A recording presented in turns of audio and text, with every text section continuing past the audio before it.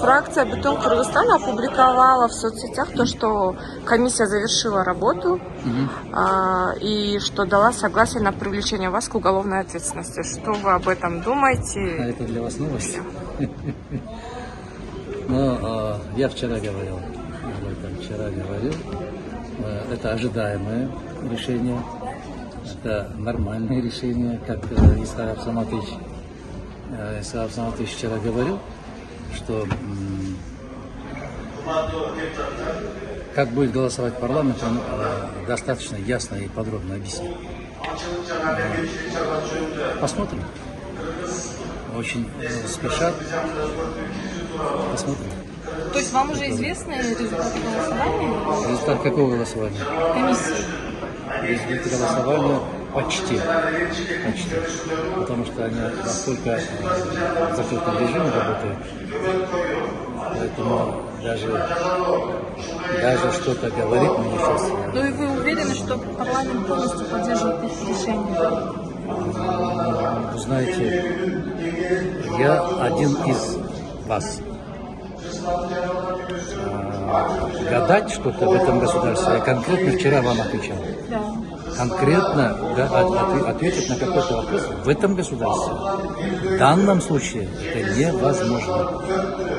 Вы же знаете. Мен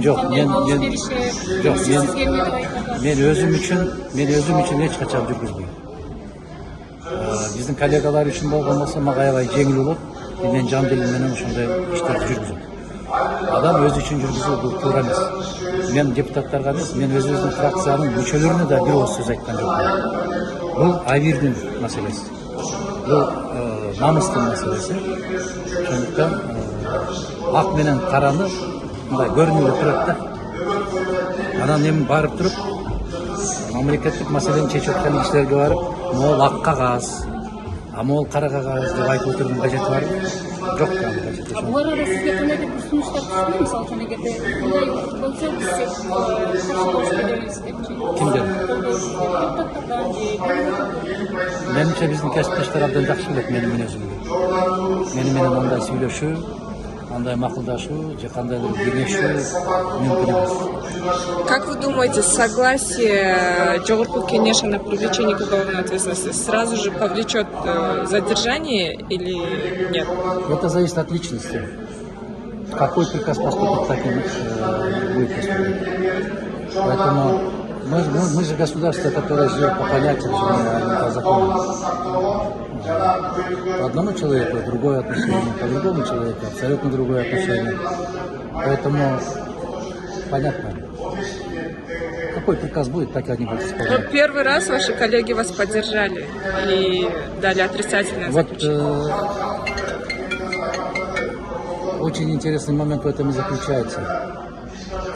В прошлом году, подробно изучив данное представление, депутаты парламента единогласно проголосовали против.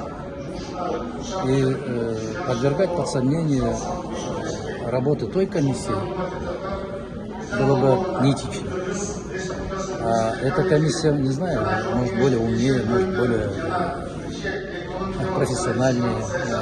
В этом отношении, что изменилось в течение одного года, это тоже большой вопрос. Siz qandaydir chechimlarga qabul olasizmi? Qanday chechim? Bo'yicha. Masalan, мысалы, siz qabul olgan chechim chiqib qolsa qanday bir qadamda olasiz? Men qadamim doim to'liq birday qadam. Konstitutsiya tartib. Shunday qadam. Mana shu yerda sizlar ko'p olib o'tirasizlar. Bir kesipdoshlarimning аттарын да bildim. Men sındasam, meyzamды сындайм. Мен сындасам, Конституциянын талаптарын аттарга айтасың. Bir ушул жердеги отурган 89 депутаттын бирөөнүн дагы атына атап бир да сөз айткан эмес. Бирок кесиптештерди көрүп атасыңар, дайым атырылганда Алахан Мадумаров деп турат. Эмнеге? Өзүңөр түшүнөсүңөр, билесиңер. Мыйзам боюнча канчалык талашсам, Конституция боюнча канчалык талашсам, адам тескерисинче ошондой талаштардан рахат алат.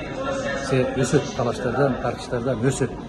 А бирок мыйзамдын тегерегинде талаш жок. Жеке инсандын тегерегиндеги талаш бул Мадумаровдун мүнөзүнө, Мадумаровдун баскан турганына, Мадумаровдун сүйлөгөн сөзүнө, берген сунуштарына, бул эми жалпы бүгүнкү күндөгү биздин саясий деңгээлибиздин көрсөткүчү. Анан кадамдар дегенде кадамдарга Конституцияда кандай кадамдар болсо, мен 30 жыл деп айткан сөздөрдөн бери ушуну айтып келатам. Мына кече аудио уктурууну өчтүрүштү комиссияда. Абдан жакшы болду мага. Сөйтүп ошол аудио уктурууда Мадумаров бир эмес бир канча жолу конституциялык талаага келели деген сөзүн айтты. Бир эмес бир канча жолу мыйзамдуулук деген маселени айтып берди. Эгер ал аудио уктуруу жок болгондо ар кандай сөздү жармаштырса боло бермейт. Ушундай. Анан жыйынтыгын көрөбүз деп. Чоң отурабыз го баары. Мен силерде эле отурам. Менде эч кагаз жок. Рахмат.